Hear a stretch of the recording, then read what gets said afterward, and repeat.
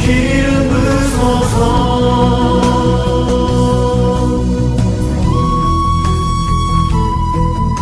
성경 말씀은 열왕기하 9장 1절에서 10절입니다. 선지자 엘리사가 선지자의 제자 중 하나를 불러 이르되 너는 허리를 동이고 이 기름병을 손에 가지고 길르앗 라못으로 가라.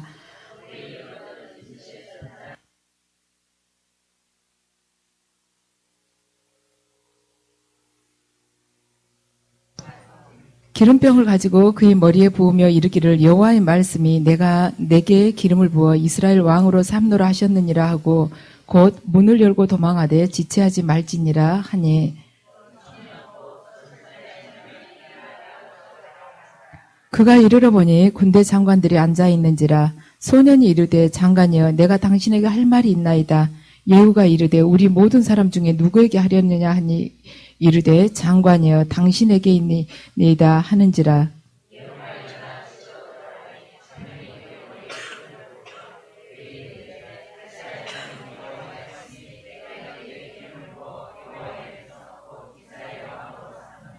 너는 내 주 아합의 집을 치라. 내가 나의 종 곧 선지자들의 피와 여호와의 종들의 피를 이세벨에게 갚아주리라.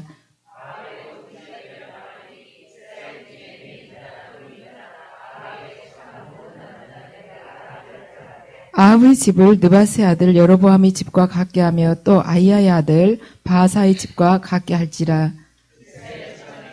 이들이 이스벨을 먹으니 그를 장사할 사람이 없으리라 하셨느니라 하고 곧 문을 열고 도망하니라. 아멘. 이 시간에는 성취된 하나님의 예언에 대해서 말씀을 드리겠습니다.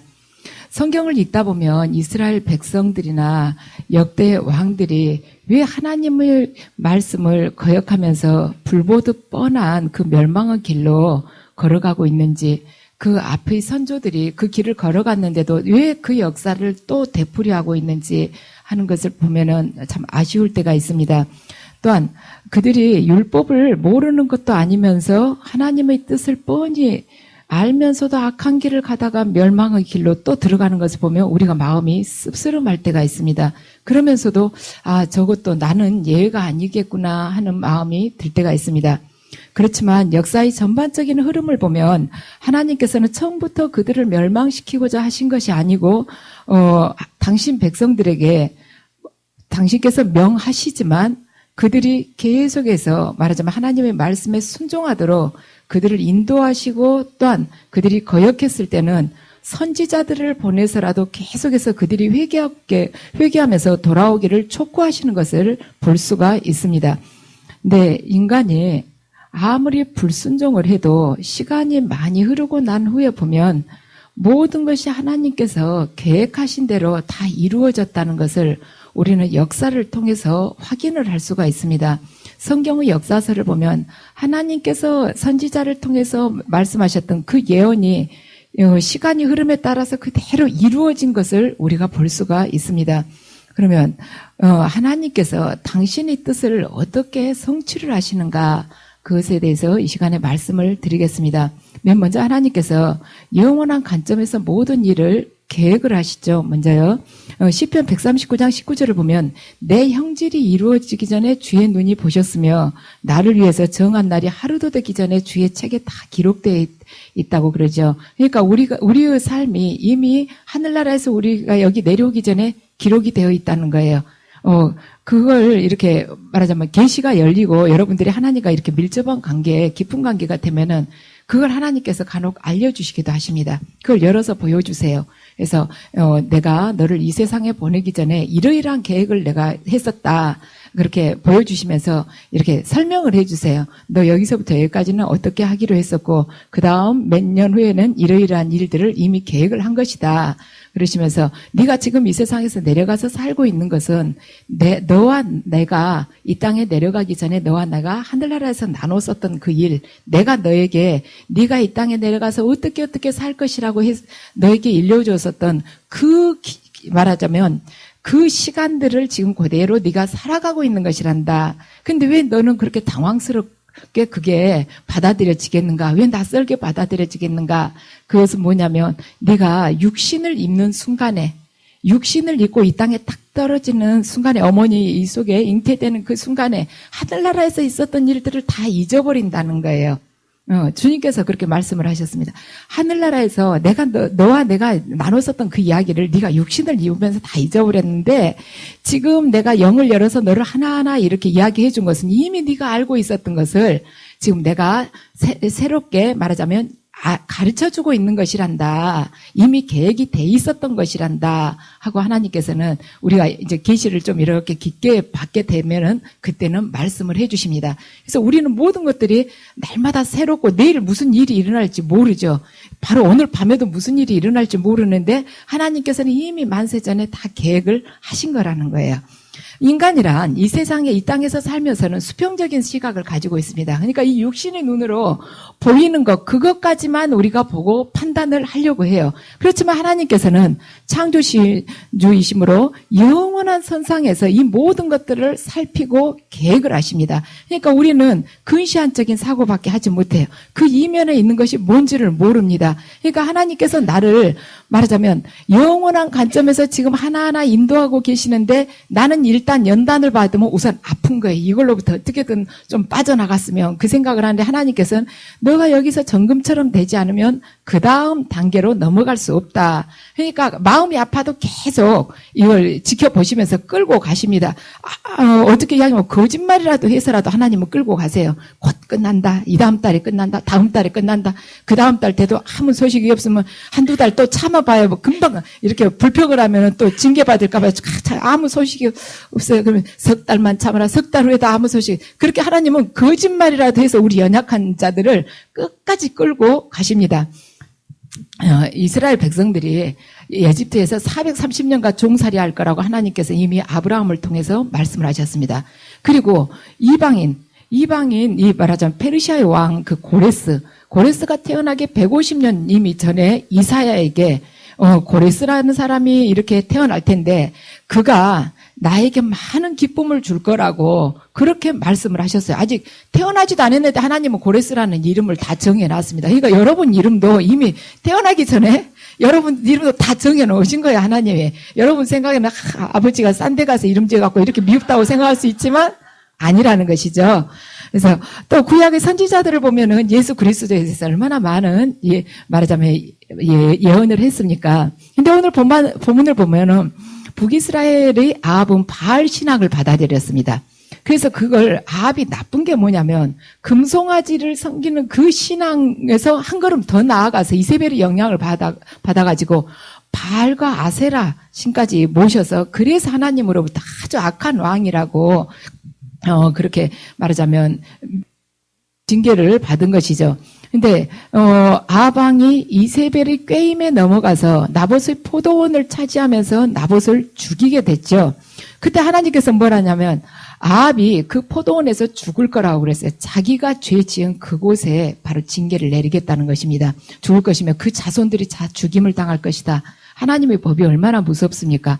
한 사람 죽여가지고 그 포도원 그 땅덩이 조그만 거 이렇게 챙겼는데 아합이나 이세벨이나 다 죽고 그 자손까지 다 죽을 거라고 그렇게 말씀하세요. 그러니까 이 아합이 약간 또 단순하죠. 후다닥 또 회개를 하는 것입니다. 그러니까 하나님이 그걸 보시고는 말하자면 이 징계를 딱 멈추세요.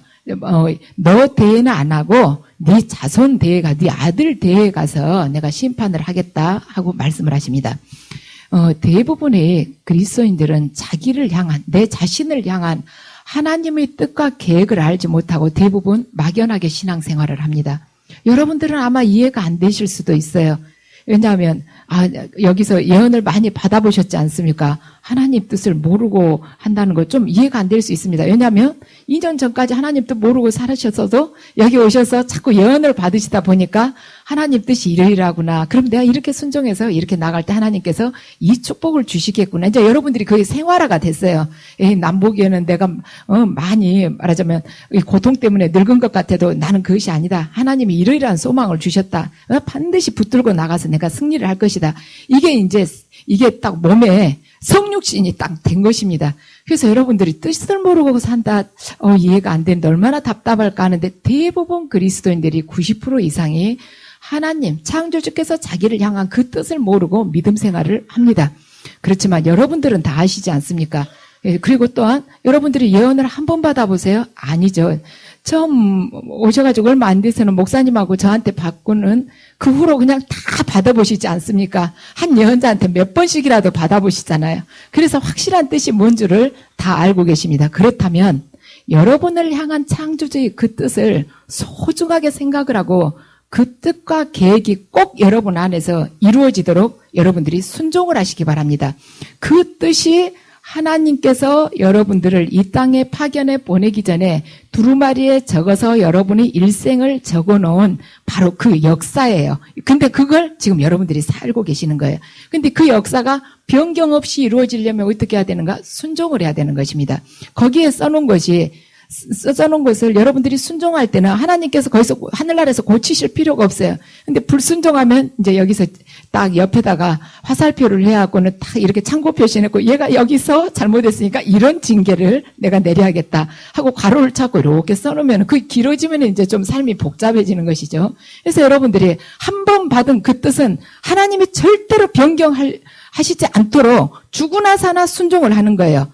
그럼 이 신실한 분이 반드시 여기 성경을 보세요. 네가 나봇의 포도원을 네가 불의한 방법으로 취했기 때문에 내가 너와 네 자손들을 다 멸하겠다. 이 약속을 그대로 이루셨던 그 하나님께서 내가 순종할 때 주시겠다는 그 복도 반드시 이루신다는 것을 여러분들이 말하자면 기억하시기 바랍니다. 우리 볼 때요, 그 문둥집행자 4명이 베나다시 이스라엘을 쳐들어왔을 때 4명이 나가서 이렇게 보고는 다 그 군대가 떠나간 것을 보고 거기 가서 막 이걸 하는 거 양식이고 금 붙이고 다 가지고는 또 이스라엘 왕에게 또 알려주고 그러지 않습니까? 거기서 파견된 사신을 통해서 알려주지 않습니까?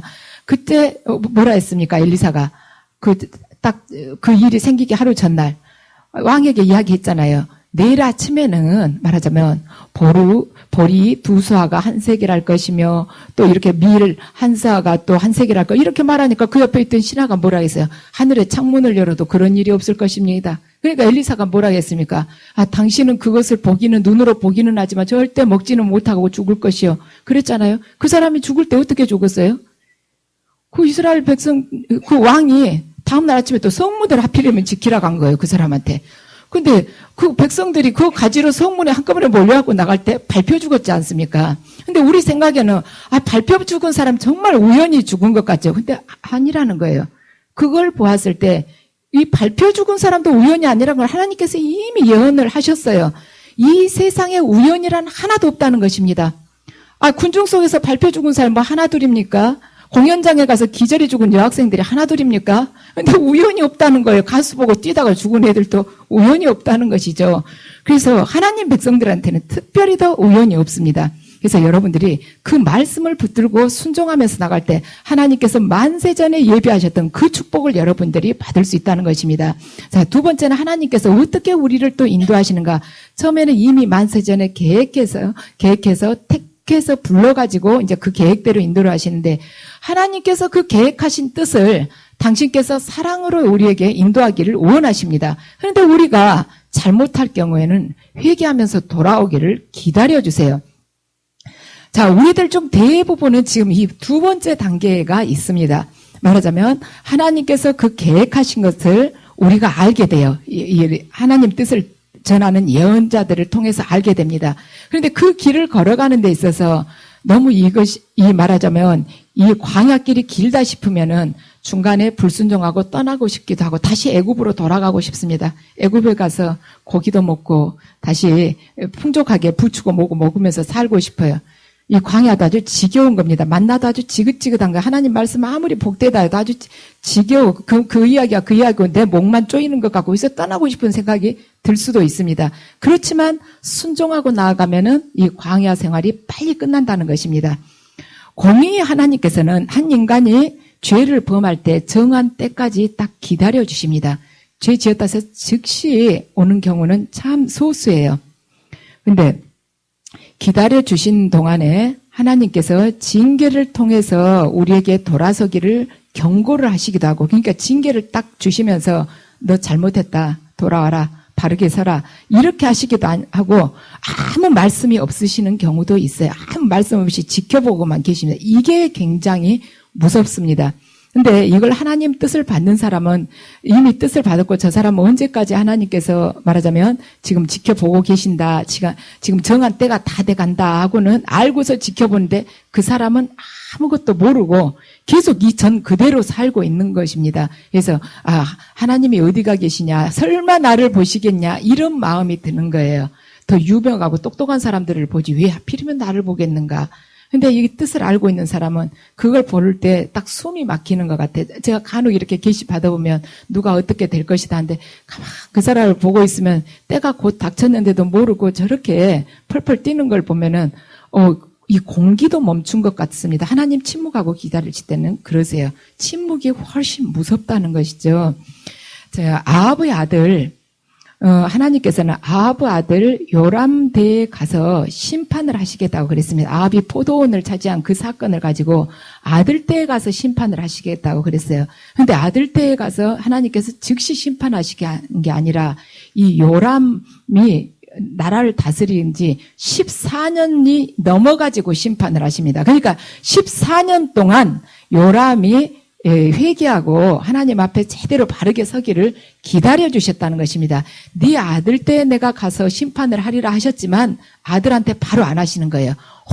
혹시나 하고는 14년을 기다려주셨다는 것입니다. 그래서 우리가 하나님으로부터 뭔가 심판을 받았다, 징계를 받았다, 이러한 마음이 여러분들이 혹시라도 들으셨다거나 아니면 누군가의 예언을 통해서 그 말씀을 들었다면 아주 오래 전부터 하나님께서 내가 회개하기를 기다리셨구나, 넉넉하게 나한테 시간을 주셨는데 내가 깨닫지 못했구나 하고 생각하시고 바로 여러분들이 마음을 말하자면 돌이켜서 하나님 앞으로 바로 서시면 그 시간이 훨씬 더 단축이 됩니다.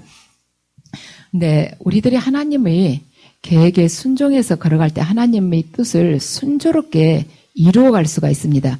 그렇지만 인간은 죄성을 가지고 있기 때문에 하루아침에 이 변화되지가 않아요.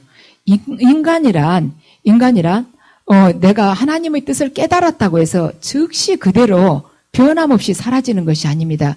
왜냐하면 인간은 말하자면 원래는 우리가 양이 아니었어요. 원래는 늑대였습니다. 이렇게 송곳니 쭉 나온 늑대였는데 이제 훈련을 받으면서 연단을 받으면서 이제 송곳니도 하나씩 빠지면서 이렇게 팍 돋아있던 이 털도 빳빳이 세워서 있던 털도 서서히 이렇게 죽으면서 바뀐 거예요. 원래는 우리가 알곡이 아니에요. 원래는 우리가 쭉정이였습니다. 쭉정이를 데려다가 하나님이 서서히 이렇게 고통을 통해서 연단을 통해서 쭉정이 그 기질을 막 점점 뽑고 있는 것입니다. 원래는 우리가 치타 같은 야생동물이었어요. 근데 이걸 끌어다가 주님이 지금 애완용 동물로 지금 바꾸고 있는 것입니다. 그래서 하루아침에 이게 안 바뀌어지는 것이에요. 여러분들 생각에 왜 하나님은 이렇게 노하기를 더디하시는가? 왜 하나님은 나는 마음이 급한데 이렇게 빨리빨리 역사 안 해주시는가? 하나님이 재주가 없어서 안 해주시는 것이 아니라 재주가 없어서 안 해주시는 것이 아니고 무엇 때문에 빨리 안 해주시냐면 우리가 빨리 안 바뀌니까 안 해주시는 것입니다. 우리가 보기에는 하나님이 참 늦으신 것 같죠. 근데 우리가 그만큼 변화되는데 늦는 거예요. 그래서 하나님께서는 우리를 들어 쓰시기 위해서 연단을 통해서 우리의 그 믿음의 체질을 변화를 시키십니다. 바꾸세요.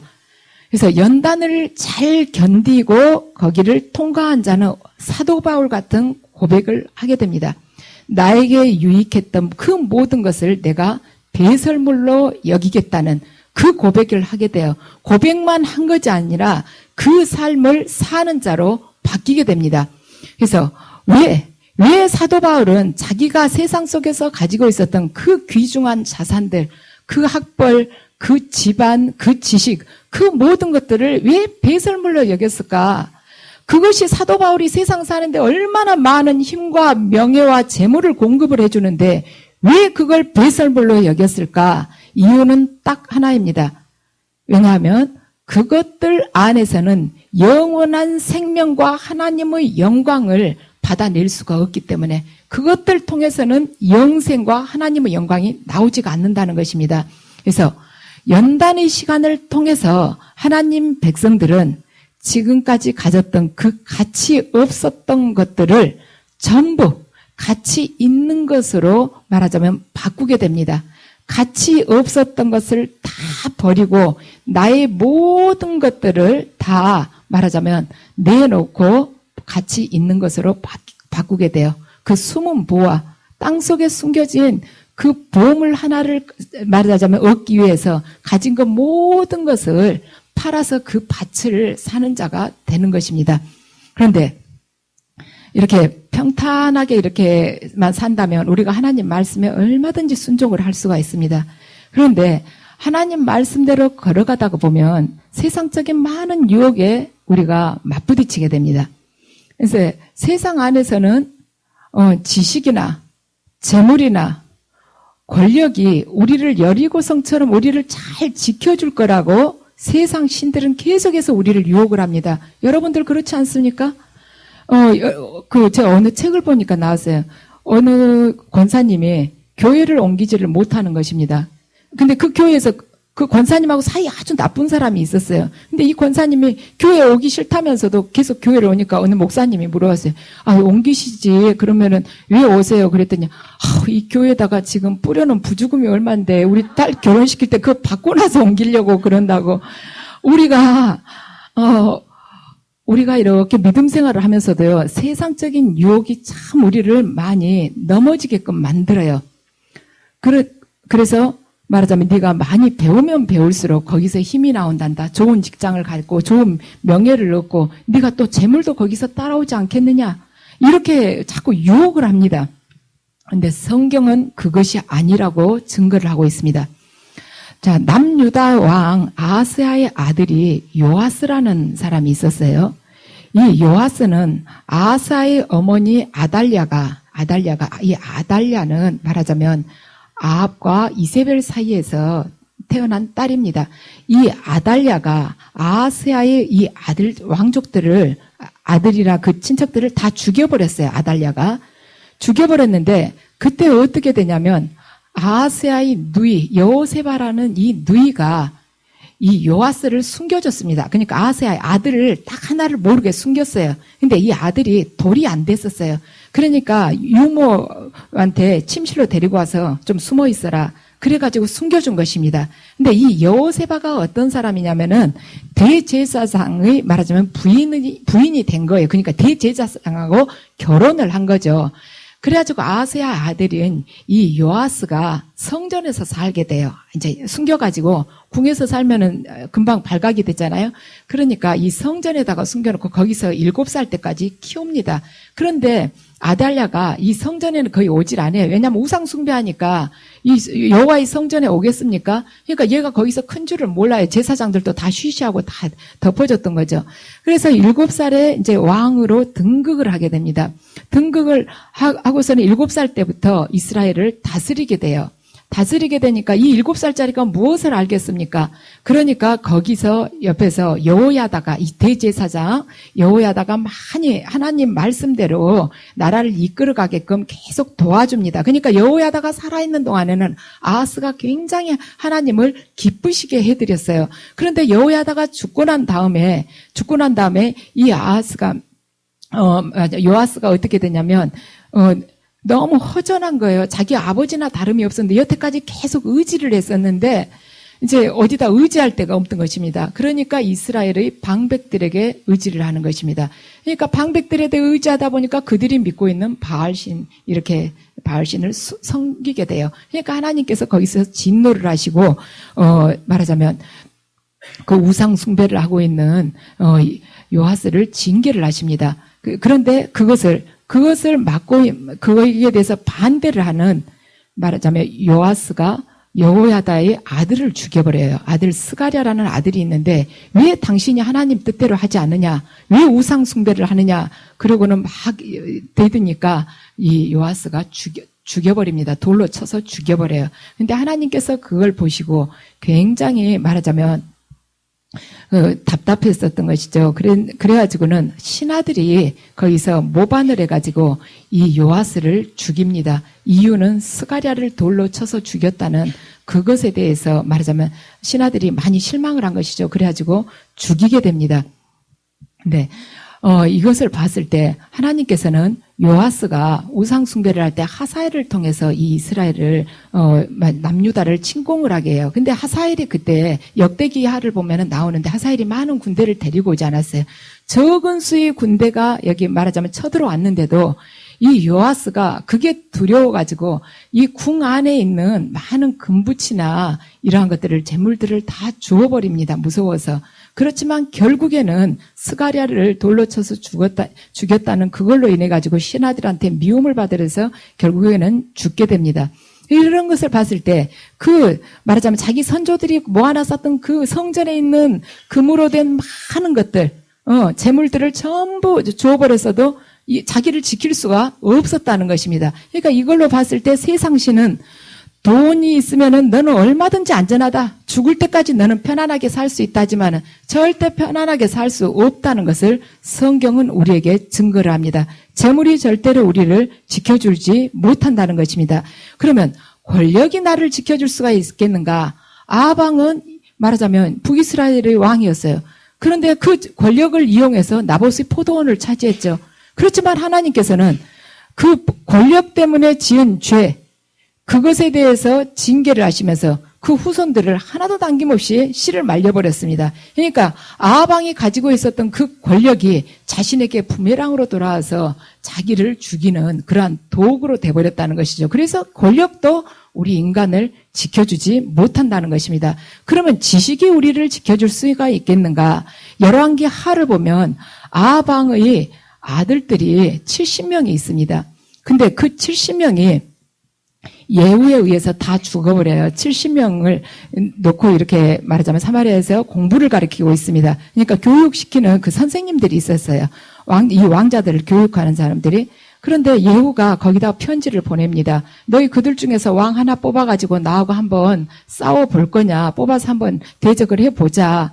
그러니까 이 왕자를 가르쳤던 선생님들이 깜짝 놀래가지고는 이제 이쪽하고 말하자면 협상을 합니다. 예후 쪽하고 협상을 해요. 왕자들은 전혀 모르는데.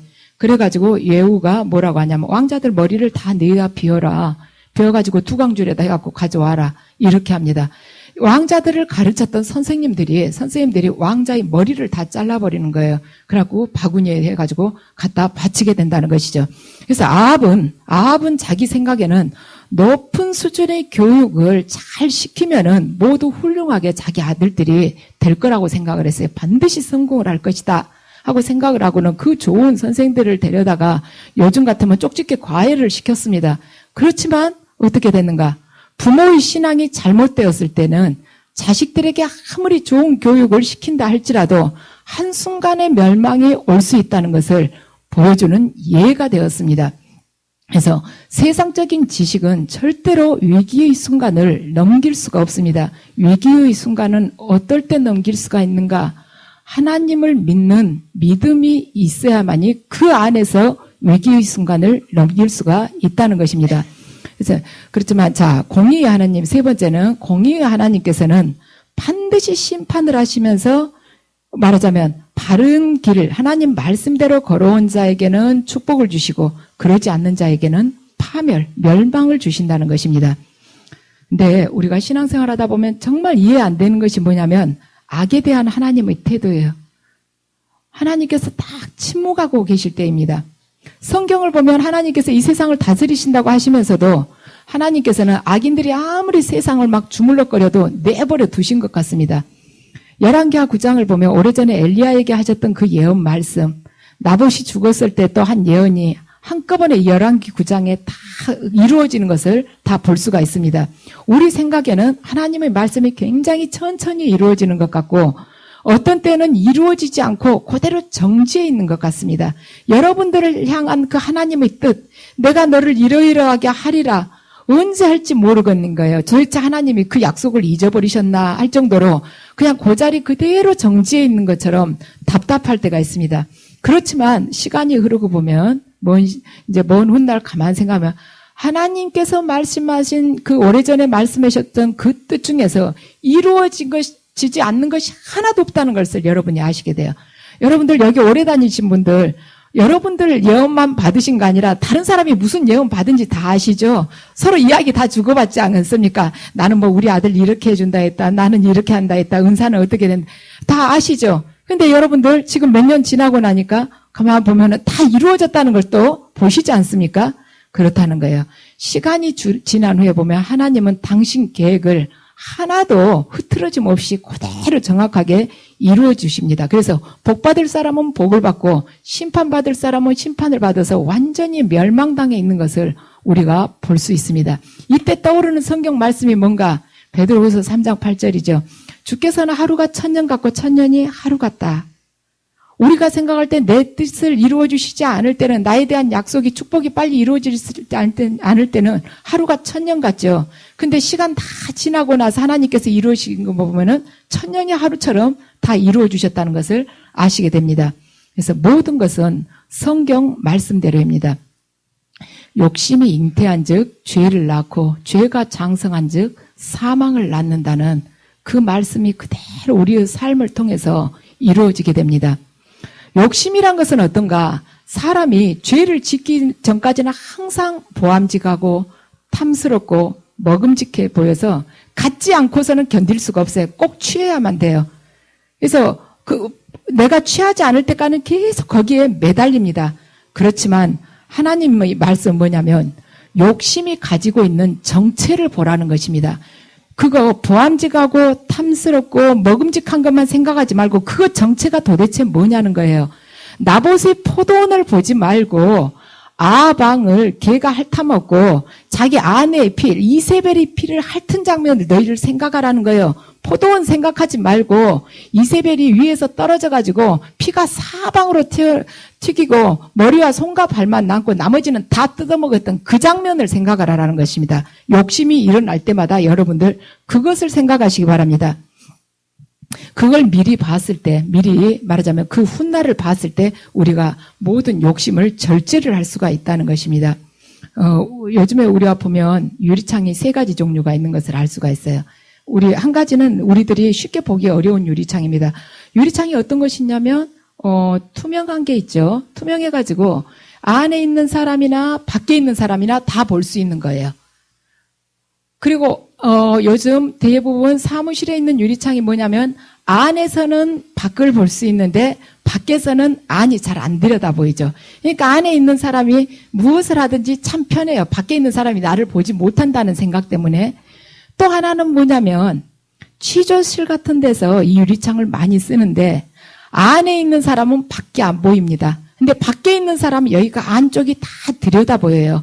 그러니까 안에 있는 사람은 하고 싶은 대로 다 하는 거예요. 밖에서 누가 나 보지 않는다 싶으니까 뭐 별건 못 하겠습니까?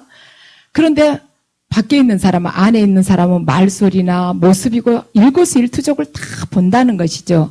그것이 바로 하나님과 우리와의 관계입니다. 자, 육신을 입은 우리는 삶 속에서 하나님을 볼 수가 없습니다. 그렇지만 하나님 입장에서는 우리의 생활을 모두 일거수일투족을 다 보고 있습니다. 하나님께서 모든 것을 보신다. 하나님께서 우리의 모든 일상을 다 알고 계신다. 이것을 옛날 신학자들은 라틴어로 코람데오라고 했습니다. 하나님 앞에서 매사가 24시간 1분 1초도 떠남없이 모든 것이 하나님 앞에서 말하자면 다 노출이 된다는 것입니다. 그래서 그 마음을 가지고 살 때 우리가 죄를 덜 범할 수 있다는 것이죠. 이스라엘 백성들이 왜 축복을 놓쳤겠는가? 왜 그 하나님의 말씀을 그렇게 묵상을 하던 이스라엘 백성이 축복을 놓쳤었는가? 이유는 그들이 보기에 하나님이 주시는 복이 시시하게 보였던 것이에요.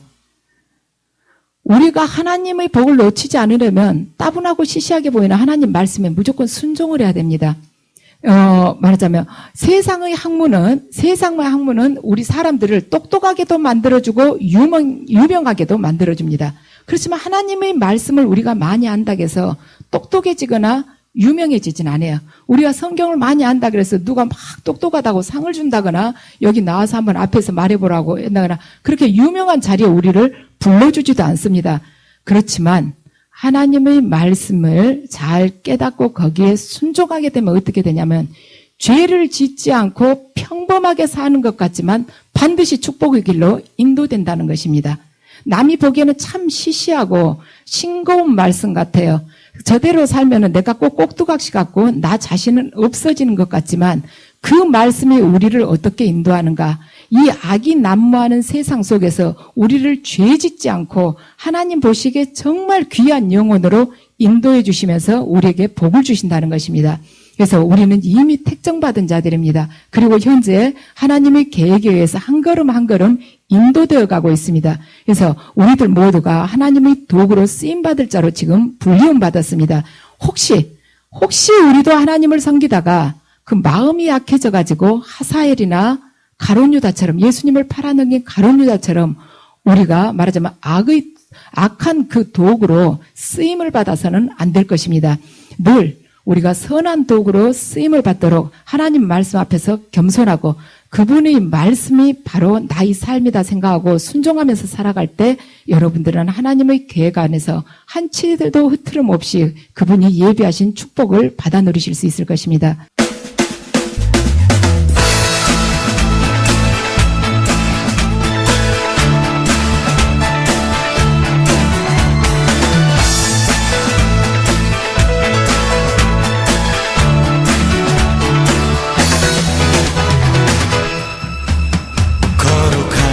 주 앞에 찬양 드리며.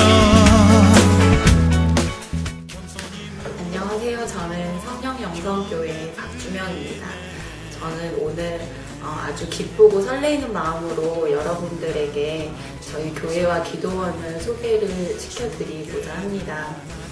지금 아마 이 영상을 보고 계시는 분들 중에서 분명히 저희 교회나 기도원을 통해서 하나님께서 직접 만나주시고 또 그 삶을 완전히 변화시켜 주시려고 예비해 두신 분들이 있을 거라고 생각을 합니다. 하나님을 믿는다고 하면서도 삶에 기쁨이 없고 또 항상 영적으로 갈급함을 느끼신다면 저희 교회에 오시면은 하나님께서 저희를 위해서 예비해 두신 길을 알 수가 있고 또 하나님이 주시는 위로를 아주 풍성하게 받을 수가 있습니다.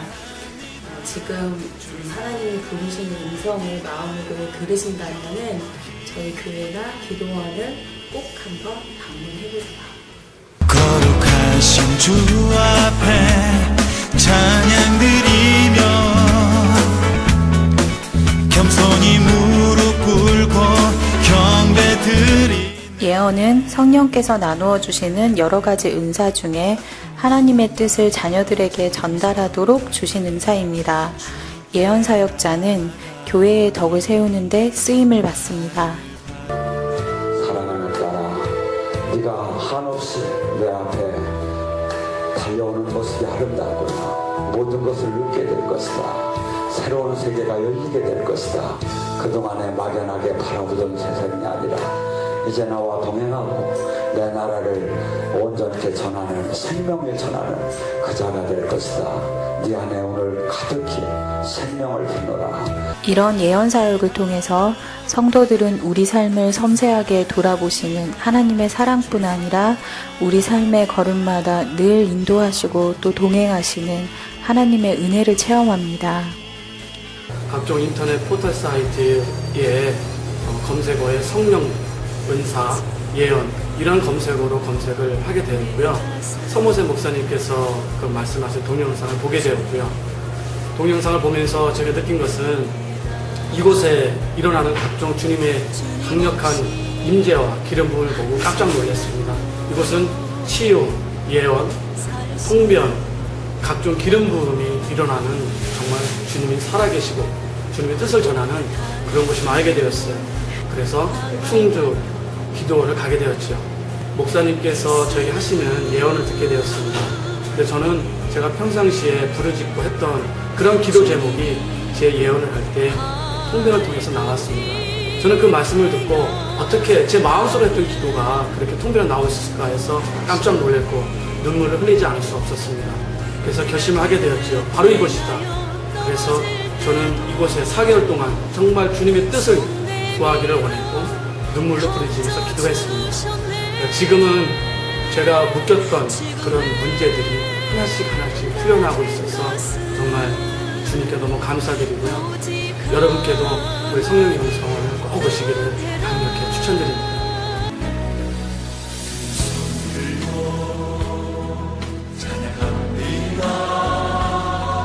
다시 보실와 여호와께 오직 주만이 나를 다스리네. 나 주님 나를 섬기니 주 너를 도와주시니 너무 오늘 시간에 온전히 치유되기 원합니다.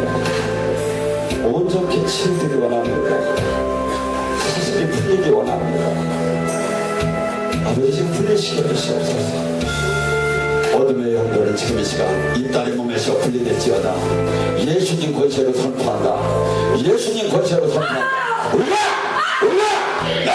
나와 약한 변심하기야. 예수님 권세로 선포한다. 나와! 저희 교회에서는 다양한 사역이 이루어지고 있는데요.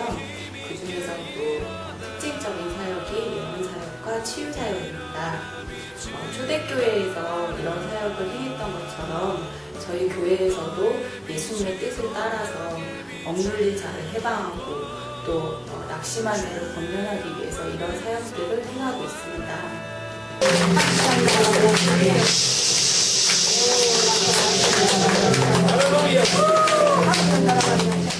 성령님의 역사하심을 통해서 어둠의 권세로부터 해방이 될 수 있고 또 하나님의 자녀로서 마땅히 누려야 될 축복들을 누릴 수가 있습니다.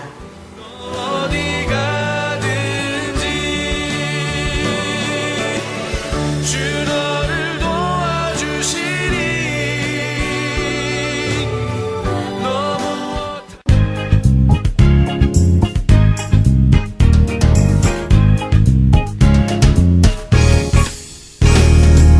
무엇이 행복이냐 묻는다면 당신은 무엇라고 말할래요? 하나님을 찬양할 수 있다는 것, 이것이 인생의 자명복이죠. 성령님께서 임재하시는 이곳에서 기도 훈련을 받고 영이 조금씩 열려가고 새로운 영적 체험을 겪어가면서 그런 과정 속에서 믿음이 점차적으로 성장하고 성경의 말씀들이 머리가 아닌 가슴으로 더 깊게 깨달아가고 있습니다. 성령님의 강력한 역사가 있고 주님 앞에서 온전히 순종하는 삶을 살고 계시는 목사님과 원장님이 계시고 또한 깨끗하고 투명하게 운영되고 있는 이곳 성령 영성 기도원으로 영적으로 발급한 주님의 많은 자녀분들이 인도받고 주님의 은혜 속에서 묶임이 풀리고 축복받는 삶을 사시게 되기를 진심으로 원합니다.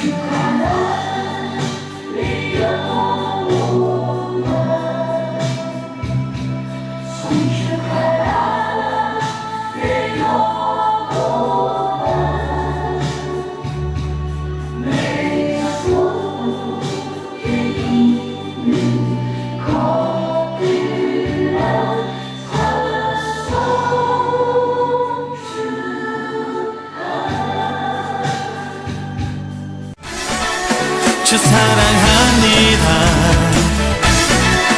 주 사랑합니다. 주 사랑합니다. 주를 사랑합니다.